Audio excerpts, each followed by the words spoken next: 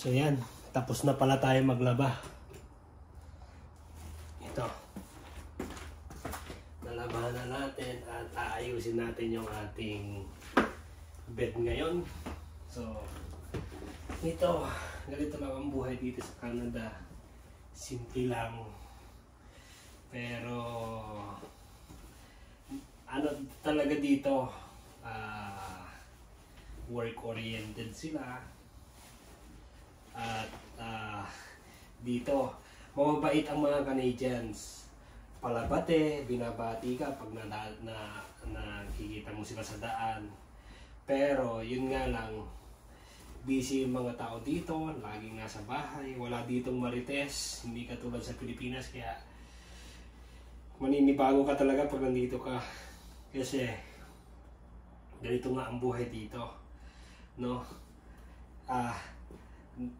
Dati kasi sa Taiwan, talaga namang talagang doon for fellowshipping, after work. Dito hindi uso yun. Wala kang makikita dito kasi mga Pilipino din dito may kanya-kanyang bahay, pagod. So ganun ang buhay dito, guys.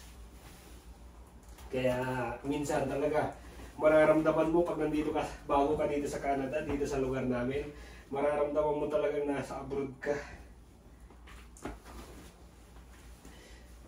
Yeah, minsan nakakalungkot kasi wala kang makausap, wala kang makasama. Mamaya-maya darating na yung deliver natin ng bid frame. So, bibidyo natin at makikita nyo. Pasensya na guys, hindi tayo marunong sa mga ganitong paggagawa ng bid frame, no? At talagang magulo yung kwarto natin. Ganun talaga ang buhay. Yeah. Diba? Oh. Bagong laba. After 1 month and a half, mayroon na tayong mga bagong labang. Nung nakarang araw hindi tayo makatulog kasi napakainit dito sa Canada. Wala tayong aircon. Hindi magamit yung aircon. Mayroon nga dyan pero hindi magamit kasi hindi nakakapit. So, yun. Mahirap makatulog ng naghahanap pa ako ng electric fan na magbibigay sa online sa Facebook. Naghahanap tayo doon.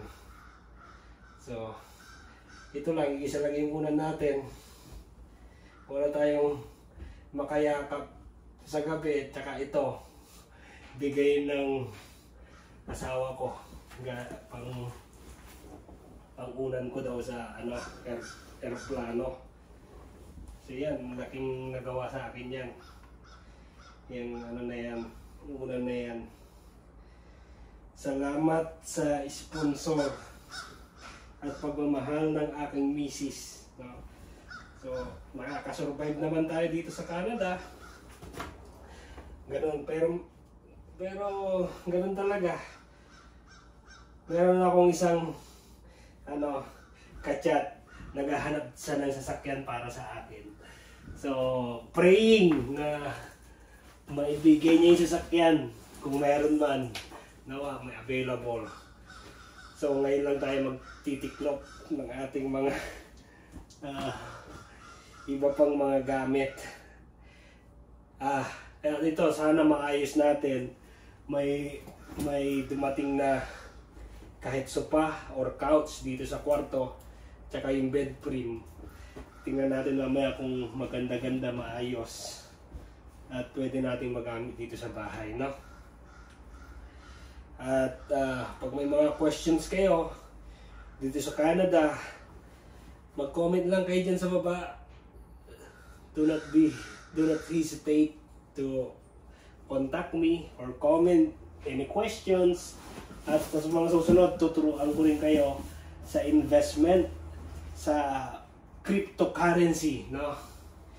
Sa mga investment na pwede nyo mag-invest pag gusto nyo kumita, no? Ito ang buhay namin sa Canada. Mas minsan mas maganda pa talaga yung buhay sa Taiwan kasi doon nandun lahat ng anong tawag doon? Nandun lahat ng mga kaibigan mo.